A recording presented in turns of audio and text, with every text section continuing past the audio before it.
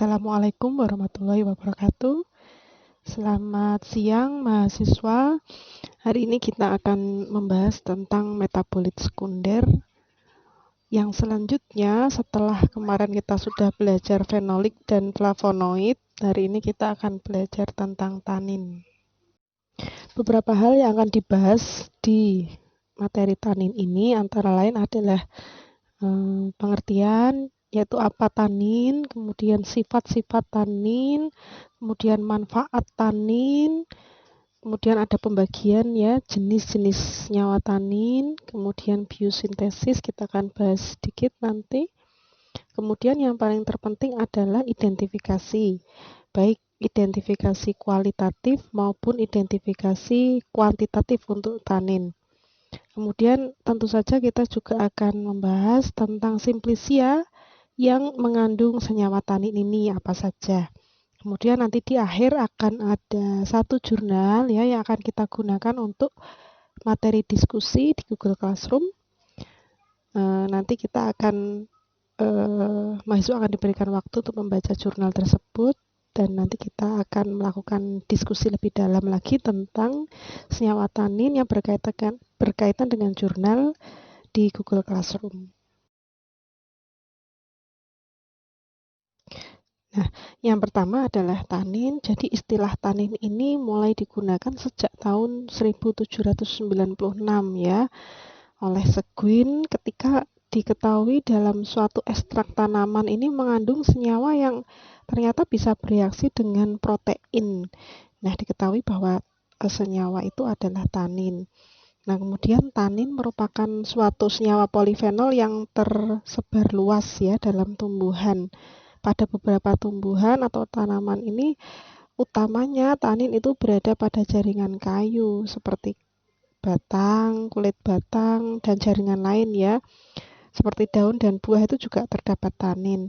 Nah, beberapa pustaka mengelompokkan tanin ini termasuk dalam senyawa golongan fenol ya, karena memang kalau nanti kita lihat strukturnya, tanin ini merupakan masuk dalam golongan fenol. Jadi ya sama seperti flavonoid yang minggu lalu sudah kita bahas, flavonoid ini masuk ke dalam golongan fenol, begitu juga tanin ya. Nah, karena nanti dalam struktur tanin ini gugus fenolnya banyak, sehingga tanin ini dikatakan merupakan senyawa polifenol gitu ya. Dan ciri khas tanin yang lain adalah memiliki bobot molekul yang tinggi, yaitu lebih dari atau di atas 1000. Nah, sedangkan yang memiliki bobot molekul di bawah 1000 itu juga ada ya, dan biasanya disebut dengan pseudotanin. Contohnya beberapa senyawa yang termasuk tanin, yang termasuk dalam pseudotanin dengan BM di bawah 1000 itu misalnya asam galat, katekin, ya itu termasuk dalam golongan tanin yang ini. Nah, selain pseudotanin itu juga ada ya pembagian tanin yang lain, nanti akan dibahas di slide berikutnya. Ketika kita sampai pada pembahasan klasifikasi atau pembagian tanin. Nah, tadi sudah dibahas kilas ya untuk khas tanin, khususnya untuk yang bobot molekul ya. Selain itu, tanin juga dikenal membentuk koloid ya dalam air karena dia bentuknya amorf, kemudian rasanya sepat ya. Jadi kalau mahasiswa merasakan buah misalnya ya rasanya sepat, itu berarti khas di dalamnya ada tanin. Contohnya saja daun teh ya, kalau kita buat teh, minuman teh rasanya sepat, itu berarti di dalamnya mengandung senyawa tanin ini. Kemudian membentuk endapan dengan penambahan suatu protein ya. Jadi dikatakan kalau tanin ditambahkan protein itu akan membentuk endapan. Kemudian tanin ini juga dikenal di bidang industri ya sebagai penyamak kulit hewan. Kemudian yang terakhir tentu saja BM-nya di bawah 1000, namun ada pengecualian untuk tanin yang BM-nya di bawah 1000 disebutnya adalah pseudotanin. Tadi contohnya ada asam galat, katekin ya. Nanti kita bahas lebih lanjut lagi. Selain sifat khas yang sudah disebutkan tadi, tanin juga memiliki sifat sebagai pengkelat logam ya. Jadi senyawa fenol secara biologis ini dapat berperan sebagai penghelat logam karena tanin tadi merupakan polifenol gitu ya. Nah, proses penghelatan ini akan terjadi sesuai pola substitusi dan pH senyawa fenolik itu sendiri. Nah, karena nanti ada klasifikasi tanin ya, ada tanin, jenis-jenis tanin, salah satunya adalah tanin terhidrolisis, maka tanin inilah nanti yang akan memiliki potensi ya untuk menjadi penghelat logam. Selanjutnya adalah manfaat tanin. Beberapa manfaat tanin ini sudah diaplikasikan ya.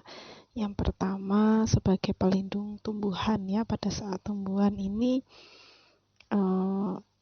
dalam masa pertumbuhan ya. Jadi misalnya buah sebelum matang ya, pada saat matang ini taninnya hilang ya. Jadi tanin itu kan tadi sifat khasnya adalah rasa sepat. Jadi pada buah yang belum matang ini tanin ada pada masa pertumbuhan untuk menjadi matang ya, tapi saat matang ini taninnya hilang.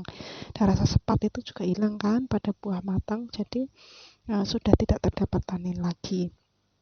Jadi yang nomor satu ini sebagai pelindung ya pada tumbuhan saat masa pertumbuhan tertentu. Kemudian yang kedua adalah sebagai anti hama. Jadi bisa mencegah serangga dan fungi ya yang bisa merusak tanaman. Kemudian yang ketiga digunakan pada proses metabolisme pada bagian tertentu dari tanaman. Yang keempat, efek terapinya sebagai astringent ya pada jaringan hidup, misalnya pada gastrointestinal dan pada kulit.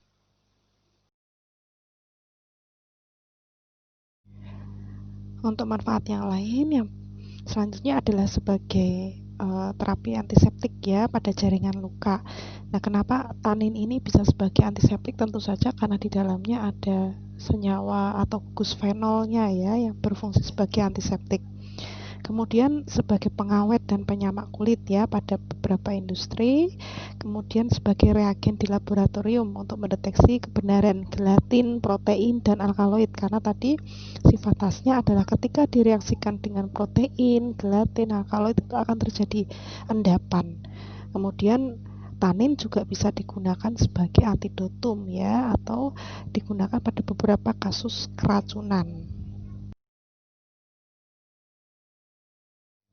Untuk biosintesis senyawa tanin ya, senyawa tanin ini diawali dengan terbentuknya suatu asam galet ya, sehingga kalau dikatakan biosintesis asam galet dengan prekursor senyawa fenilpropanoid ya, asam galet ini merupakan hasil hidrolisa tanin atau pemutusan tanin menjadi beberapa asam galet, sehingga kalau dihubungkan dengan terbentuknya tanin, maka terbentuknya diawalinya dari asam galet. Nah, pembentukan asam galet ini dimulai dari asam sikimat ya, melalui jalur sikimat, kemudian terbentuknya melalui 3-dehidroksisikimat yang diikuti dengan proses dehidrasi, kemudian enolisasi, juga dehidrogenasi ya. Nah, pada proses ini juga ya, dari asam 3-dehidrosikimat nanti terbentuk juga asam protokatekuat, sehingga nanti kalau mahasiswa lihat di slide selanjutnya, asam sikimat ya membentuk asam 3-dehidrosikimat akan membentuk dua senyawa, yaitu asam galet dan asam protokatekuat. Nah, asam galet ini merupakan senyawa yang sering menjadi pembentuk berbagai jenis tanin ya, seperti katekin, asam elagat, prosianidin, epikatekin, pentagaloglukosa itu juga terbentuknya dari asam galet.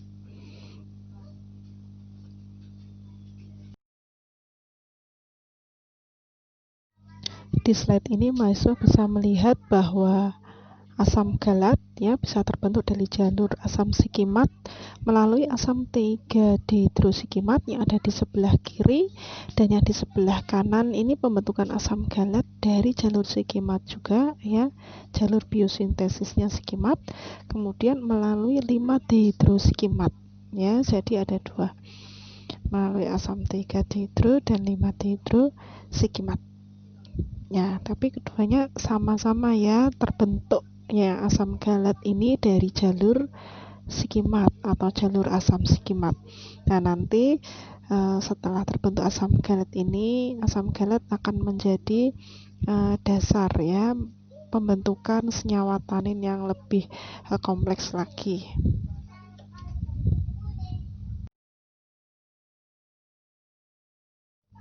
Nah, secara garis besar ya tanin ini dibagi menjadi dua bagian ya. Yang pertama adalah tanin terhidrolisis, yang kedua adalah tanin terkondensasi. Nah, selanjutnya kita akan bahas masing-masing ya, baik untuk tanin terhidrolisis dan tanin terkondensasi.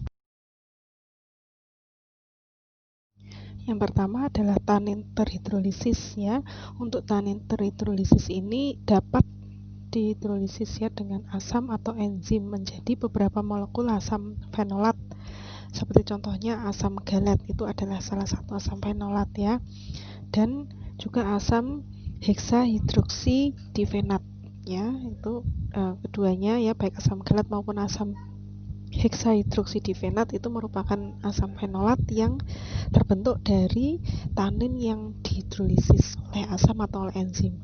Nah, dua kelompok dari tanin terhidrolisis ini adalah galutanin dan elagitanin ya, yang memiliki komponen tadi asam galat dan asam heksahidroksidifenat. Nah, dulunya senyawa ini dikenal dengan nama tanin pirogalol ya, karena proses destilasi terbentuk senyawa asam galat dan senyawa lain ini berubah menjadi pirogalol. Ada dua tipe ya dari tanin terhidrolisis ini, yaitu galitanin dan elagitanin. Nah, masing-masing memiliki unit asam galat dan asam heksahidroksidifenat. Nah, kalau dilihat dari struktur intinya ya, intinya ini bisa berupa glukosa dikelilingi oleh 5 gugus ester galoil atau lebih. Pada jenis kedua, inti molekulnya berupa senyawa dimer asam galat ya, yaitu asam heksahidroksidifenat. Nah, di sini pun berikatan dengan suatu glukosa ya. Nah, bila dihidrolisis elagitanin ini nanti akan menghasilkan suatu asam elagat. Itu kalau elagitanin, tapi kalau galutanin ya akan menghasilkan asam galat gitu. Nah, tanin terhidrolisiskan ini pada pemanasan dengan asam klorida ya, atau dengan asam sulfat menghasilkan galik atau galat atau elagat gitu ya. Nah, kalau yang selanjutnya ini tadi sudah dibahas bahwa akan terhidrolisis menjadi asam lemah ya, menghasilkan karbohidrat dan asam fenolat. Asam fenolatnya bisa berupa asam galat dan asam heksahidroksidifenat tadi. Nah, contoh dari galutanin adalah ester asam galat glukosa dalam asam tanat ya, ditemukan dalam daun dan kulit berbagai jenis tumbuhan. Ini terdapat tanin ya, jenis terhidrolisis. Dikatakan bahwa glikosida elagitanin ini terdapat pada beberapa suku ya, antara lain Punicase, kemudian Myrtaceae dan Hamamelidaceae. Itu untuk tanin terhidrolisis. Nah, pada slide selanjutnya ini adalah proses ya pembentukan galutanin dan elagitanin. Nah, nanti kalau di hidrolisis ya, baik galutanin maupun elagitanin akan terbentuk asam galat untuk galutanin, dan kalau elagitanin akan terbentuk asam heksahidroksidifenat tadi. Untuk tanin jenis yang kedua yaitu tanin terkondensasi, nama lainnya bisa berupa flavolan ya, baik nanti ada yang lainnya juga. Jadi keberadaan senyawa tanin terkondensasi ini sebetulnya tersebar luas ya dalam dunia tumbuhan dan merupakan suatu kondensasi. Dikatakan dia kondensasi katekin tunggal atau galutanin yang membentuk senyawa dimer dan kemudian oligomer yang lebih tinggi. Nah, kondensasi polimer dari katekin ini ya. Katekin ini suatu flavon 3-ol atau galok katekin membentuk suatu oligomer yang lebih tinggi seperti dimer. Flavolan ini merupakan tanin terkondensasi bentuk trimetik dari katekin ya, umumnya 2 hingga 20 flavon dengan ikatan karbon-karbon yang menghubungkan satu satuan flavon dengan satuan berikutnya melalui ikatan 4-8 atau 6-8. Kemudian ada juga fluobafen. Fluobafen ini suatu senyawa berwarna merah spesifik, merupakan hasil enzimatik atau oksidasi dari tanin ya. Dan senyawa ini spesifik pada beberapa tanaman seperti pada kulit kayu kina ya atau Synconia-cortex. Fluobafen sendiri sering disebut juga dengan flobatanin ya, memiliki sifat sebagai antioksidan yang sangat kuat. Nah, nama lain untuk tanin terkondensasi ini adalah proantosianidin ya, karena bila direaksikan dengan asam panas, beberapa ikatan karbon-karbon penghubungnya itu terputus dan dibebaskannya monomer-monomer antosianidin. Nah, kebanyakan proantosianidin ini adalah prosianidin ya. Ini berarti bila direaksikan dengan asam akan menghasilkan sianidin. Nah, jadi tanin terkondensasi ini nama lainnya adalah proantosianidin, yang paling banyak ini adalah prosianidin.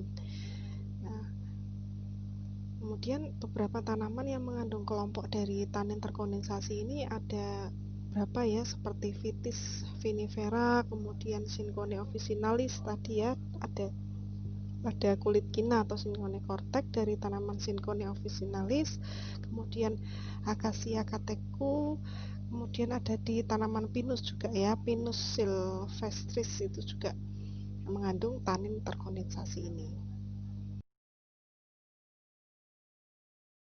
Pada slide ini mahasiswa akan tahu ya bagaimana struktur dari prosianidin. Prosianidin ini ada prosianidin B1, B2, B3, B4 ya. Perbedaannya pada strukturnya bisa dilihat. Ini adalah contoh dari prosianidin. Dan juga prosianidin ada yang prosianidin A1, A2 ya. Kalau dilihat dari gambar ini maka ada 13 senyawa ya, contoh dari proantosianidin atau yang dikenal dengan istilah tanin terkondensasi tadi. Selanjutnya adalah identifikasi dari senyawa tanin itu sendiri. Sama seperti senyawa-senyawa sebelumnya, bahwa identifikasi ini bisa dilakukan dengan dua hal. Yang pertama adalah identifikasi kualitatif untuk melihat ada tidaknya senyawa tanin pada suatu sampel, dan identifikasi kuantitatif untuk mengetahui berapa kadar tanin dalam suatu sampel. Untuk identifikasi kualitatif ya, senyawa tanin ini banyak dikatakan bahwa ini merupakan reaksi warna begitu ya. Sebelumnya tanin yang terdapat dalam sampel ini dapat diekstraksi dulu ya menggunakan air, alkohol atau aseton ya, yang dapat ditentukan dengan adanya gugus fenol atau karboksilat. Jadi bisa ditarik dulu senyawa taninnya dalam sampel simplicia misalnya dengan menggunakan air, alkohol ya. Nah, setelah diekstraksi secara sederhana, kemudian ekstraknya ini dilakukan uji kualitatif ya, ditambahkan dengan beberapa reaksi sehingga nanti akan memberikan reaksi warna tertentu atau reaksi pengendapan tertentu. Yang pertama bisa diberikan larutan FeCl3. Dengan larutan FeCl3 ini akan terbentuk warna biru tua atau hitam kehijauan. Bila galotanin atau elagitanin ini direaksikan dengan suatu FeCl3, maka galotanin dan elagitanin memberikan endapan berwarna biru hitam ya dengan larutan FeCl3, sedangkan tanin terkondensasi ini akan menimbulkan warna hijau coklat. Jadi yang biru tua ini merupakan galotanin dan elagitanin, sedangkan yang tanin terkondensasi ini lebih pada warna hijau hitam atau hijau coklat gitu. Kemudian yang kedua bisa ditambahkan kalium ferrisianida dan amoniak, nanti akan memberikan positif berwarna coklat. Kemudian jika diendapkan dengan garam CuPbSN dan larutan kalium bikromat akan berwarna coklat juga. Kemudian yang khas ya dari senyawa tanin ini bila ditambahkan 1% gelatin dan 10% NaCl ya akan menimbulkan endapan pada larutan tanin. Ya, untuk reaksi yang ini merupakan reaksi yang sangat khas ya untuk tanin. Kenapa? Karena tadi kita ingat kembali sifat khas dari tanin adalah mampu mengendapkan protein ya dan gelatin ini. Jadi kalau mahasiswa mau mengidentifikasi tanin, yang pertama bisa dilakukan ini ya dengan mudah. Setelah diekstraksi bisa ditambahkan gelatin dan NaCl. Walaupun dengan FSL3 yang pertama tadi juga mudah ya, tapi kalau kita mereaksikan dengan FSL3 sebenarnya itu adalah reaksi yang identifikasi kualitatif untuk mengetahui adanya gugus fenol. Jadi kalau misalnya mau ditambahkan FSL3 dan kebetulan nanti misalnya hasilnya positif, itu belum memastikan bahwa sampelnya mengandung tanin. Bisa saja itu adalah fenol yang lain seperti flavonoid, sehingga mahasiswa akan tidak bisa membedakan ya kalau dengan FSL3 saja itu betul fenol milik tanin atau milik yang lain misalnya flavonoid.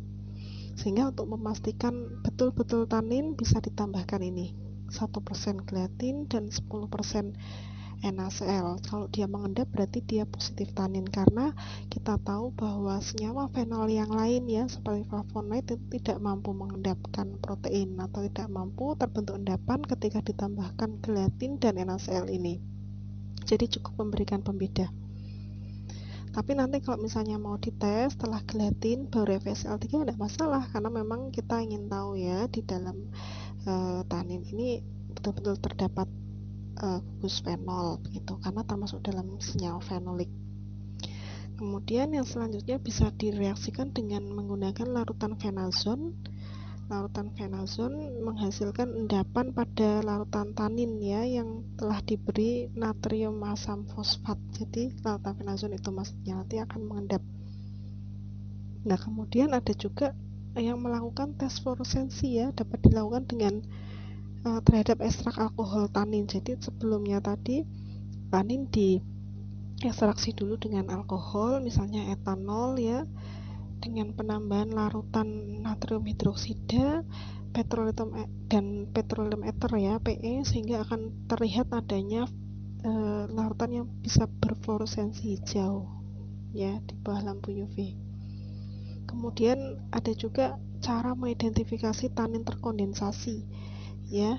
Kalau tadi tanin terkondensasi ini nama lainnya proantosianidin ya. Jadi proantosianidin dalam simplicia ini dapat juga di idin ya secara sederhana. Yakni bila dipanaskan dengan asam akan menghasilkan warna merah ya yang dapat diekstraksi dengan amil alkohol atau butanol. Nah, ini adalah beberapa identifikasi kualitatif dari tanin. Yang perlu diingat bahwa tanin ya bisa secara mudah diidentifikasi dengan menambahkan gelatin dan NaCl tadi.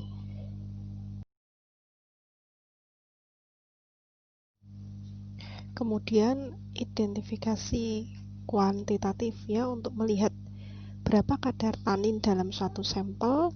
Ini bisa dilakukan dengan dua hal. Yang pertama dengan metode analisis umum fenolik ya, karena tanin tadi merupakan senyawa polifenol, maka bisa dilakukan dengan metode Volin ya. Nanti akan dijelaskan di slide berikutnya, menghitung kadar total fenolik. Kemudian yang kedua, metode analisis berdasarkan gugus fungsi. Jadi dengan menggunakan beberapa instrumen seperti HPLC, UV-Vis ya, dan bisa menggunakan metode presipitasi ya, menggunakan protein. Jadi menggunakan metode pengendapan. Itu adalah secara singkat untuk metode kuantitatif. Setelah ini akan ada dijelaskan tentang beberapa penetapan kadar pada senyawa tanin yang bisa dilakukan ya secara detail. Nah, terdapat 7 ya cara penetapan kadar tanin. Sebelumnya tanin ini dilakukan ekstraksi dulu ya dengan menggunakan metanol air atau campuran dari metanol air atau etanol air, kemudian bisa ditetapkan kadarnya setelah dia berupa suatu ekstrak gitu ya. Nah, yang pertama adalah kadar setara asam tanat. Caranya darah segar manusia ya setelah diencerkan ditambahkan ke dalam larutan tanin, kemudian disentrifuse ya untuk memisahkan bagian endapan dan filtrat begitu ya. Nah, endapannya ini adalah tanin protein ya. Kemudian kelebihan hemoglobin ditentukan kadarnya dengan menggunakan alat ya, atau instrumen tertentu mengukur serapan pada panjang gelombang 578 nanometer. Dan pada penetapan kadar ini menggunakan asam tanat ya yang digunakan sebagai suatu pembanding.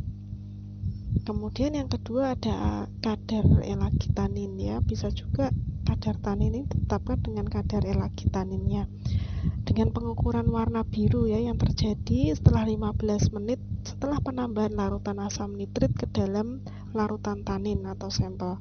Pengukuran dilakukan dengan spektrofotometer ya pada panjang gelombang 600 nanometer. Jadi hampir sama seperti asam tanat tadi, metodenya menggunakan spektro ya, diukur pada panjang gelombang tertentu. Kemudian senyawa tanin ini bisa juga ditetapkan kadarnya dengan menetapkan kadar proantosianidin atau tanin terkondensasi ya nama lainnya. Warna yang terbentuk dengan penambahan asam klorida pekat ya diekstraksi menggunakan butanol caranya. Nah, pemanasan dengan asam ini akan membebaskan bentuk monomernya yaitu antosianidin atau sianidin. Serapan diukur ya, absorbensi diukur pada panjang gelombang 545 nanometer untuk sianidin. Nah, apabila monomer yang dihasilkan sianidin dan delfinidin, pengukuran juga dilakukan pada panjang gelombang 560 nanometer untuk delfinidin. Jadi kalau misalnya mau mengukur sianidin pada panjang gelombang 545 dan 560 ya nanometer untuk delfinidin. Itu untuk penetapan kadar proantosianidin. Kemudian juga bisa dihitung sebagai katekin ya penetapan kadar tanin ini. Jadi ekstrak air tanin 10 ml dimasukkan ke dalam labu takar 100 ml, kemudian volumenya diat ya hingga batas 100 ml. Dipipet sebanyak 1 ml, selanjutnya dimasukkan ke dalam labu takar 25 ml. Kemudian ditambahkan dengan 1 ml per reaksi 10% vanilin dalam asam. Kemudian ditambah dengan 95% etanol ya, etanol 95% dan 1 ml asam klorida encer. Asam klorida pekat. Lalu dihangatkan dalam penanas air. Nah, selanjutnya larutan ini ditambahkan etanol 95% hingga batas. Kemudian diukur ya absorbensinya pada panjang gelombang 530 nanometer dengan menggunakan spektro dan menggunakan pembanding ini katekin sendiri. Jadi dibandingkan dengan baku katekin untuk menetapkan kadarnya. Nah, kemudian ini yang paling banyak dilakukan ya, yaitu dengan menghitung kadar fenolik totalnya. Jadi penetapan kadar ini dilakukan dengan membuat berbagai konsentrasi dari ekstrak yang diduga mengandung tanin yang akan ditetapkan kadarnya. Lalu ditambahkan reaksi Volin-Kiokalteu ya, larutan Na2CO3 jenuh juga ditambahkan dan biarkan bereaksi ya pada waktu kurang lebih 30 menit ya, nanti akan terbentuk senyawa kompleks yang berwarna biru dan serapannya akan diukur atau absorbannya akan diukur pada panjang gelombang 660 nanometer. Nah, larutan asam galet biasanya digunakan sebagai pembanding ya pada penetapan kadar fenolik total ini. Jadi nanti kadar dari sampelnya, ditetapkan kadarnya dengan menggunakan pembanding asam galat. Asam galatnya nanti dibuat suatu deret baku begitu ya. Kemudian yang selanjutnya dengan gravimetri. Nah, teknik dari gravimetri ini dilakukan dengan penambahan serbuk kulit sapi ya ke dalam ekstrak tanin, lalu setelah mengendap sempurna disaring. Nah, filtrat dikeringkan hingga bobot tetap. Kelarutan serbuk kulit ditentukan dengan bercampurnya air ya, kemudian disaring hingga bobot tetap. Kadar tanin ini diketahui dengan menghitung bobot filtrat sebelum dan sesudah diberi serbuk kulit. Nah, nanti ditetapkan bobotnya berapa sampai dengan bobot tetap atau bobot konstan ya, dipanaskan, kemudian di desikator ditimbang, begitu seterusnya. Nah, nanti kadar taninnya ini dihitung dengan menghitung bobot filter sebelum dan sesudah diberi serbuk kulit dengan koreksi belangko dibagi dengan berat simplisia yang digunakan. Kemudian yang terakhir adalah titimetri. Teknik ini dilakukan penetapan kadar dengan cara titrasi ya, titrasi terhadap sari atau ekstrak air tanin menggunakan larutan KMNO4 dan indikator larutan indigo sulfonat dengan perubahan warna dari biru nanti menjadi kuning terang. Nah, TAT-nya itu saat kuning terang.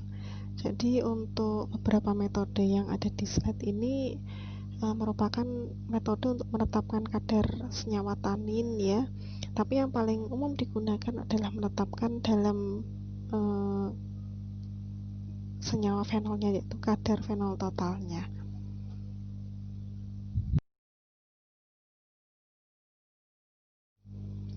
Nah, selanjutnya adalah simplisia. Simplisia apa saja ya yang mengandung tanin. Jadi banyak contoh ya, tidak hanya di slide ini saja, mahasiswa nanti bisa melihat sendiri ya, berbagai macam bahan alam yang mengandung tanin. Yang pertama adalah rimpang dringo ya. Nama lainnya adalah rimpang jaringau. Ini adalah simplisia yang mengandung tanin dari keluarga Araceae dan fungsinya adalah sebagai bahan pewangi, karminatif, insektisida dan digunakan untuk demam nifas. Itu yang pertama. Kemudian yang kedua adalah akar kelembak ya. Nama simplisianya adalah Raeyradik. Kemudian dia dari keluarga Polygonaceae dan kegunaan dari simplisia akar kelembak atau Raeyradik ini adalah sebagai laksansia ya, laksatif.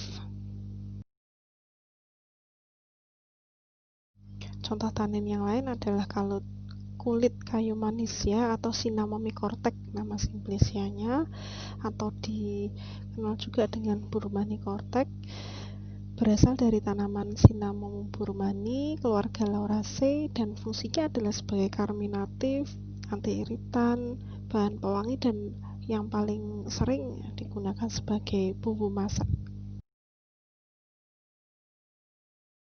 Nah, kalau ini adalah yang paling mudah ya, contoh dari simplisia mengandung tanin, yaitu daun teh yang biasa dikonsumsi ya.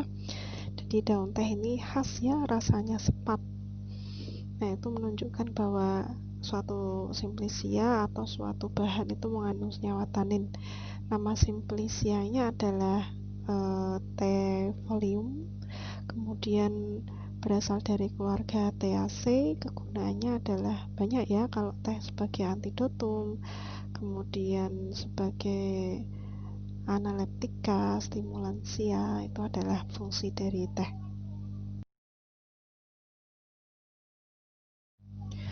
Kemudian ada bunga sidowayah ya, atau Woodfordiae floss dari keluarga Literaceae dan kegunaannya sebagai astringensia ya.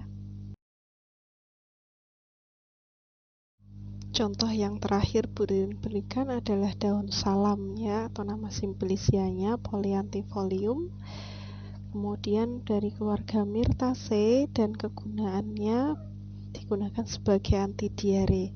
Ya, kalau dari beberapa contoh tanin ya, banyak ya yang digunakan sebagai anti diare, sama seperti daun teh atau daun jambu biji misalnya, itu kan senyawa taninnya yang berkhasiat sebagai anti diare. Jadi kalau mahasiswa diare ya bisa juga mengkonsumsi beberapa bahan alam ya yang dibuat sebagai jamu ya, yang banyak mengandung tanin seperti daun teh tapi tanpa gula ya, yang teh yang sepat itu kan bisa membantu untuk diare. Kemudian daun salam ini juga sama, jadi mahasiswa bisa menggunakannya juga untuk anti diare. Nah, untuk slide yang terakhir ini adalah jurnal ya, salah satu jurnal atau artikel penelitian dari Putu Puspitasari, Wiwi Susana Rita, dan Nimade Puspawati dengan judul Identifikasi dan Uji Aktivitas Senyawa Tanin dari Ekstrak Daun Trembesi Salmonea saman sebagai antibakteri Escherichia coli. Jadi nanti silahkan mahasiswa membaca jurnal atau artikel yang dengan judul ini yang sudah Bu Ririn share di Google Classroom. Amati betul ya identifikasi taninnya seperti apa, kemudian nanti aktivitas sebagai antibakterinya ini seperti apa ya. Jadi yang difokuskan dari artikel ini adalah yang pertama identifikasi dan uji aktivitasnya. Nanti kita lakukan diskusi di Google Classroom membahas kedua tersebut.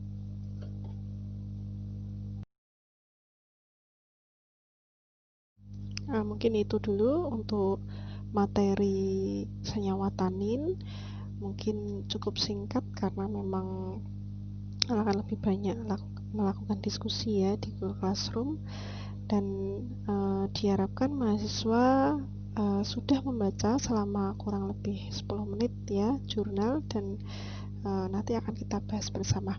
Bu Ririn tutup untuk pertemuan kali ini yang membahas tentang senyawa tanin, semoga bermanfaat. Kemudian Bu Ririn doakan mahasiswa juga sehat selalu. Demikian, wassalamualaikum warahmatullahi wabarakatuh.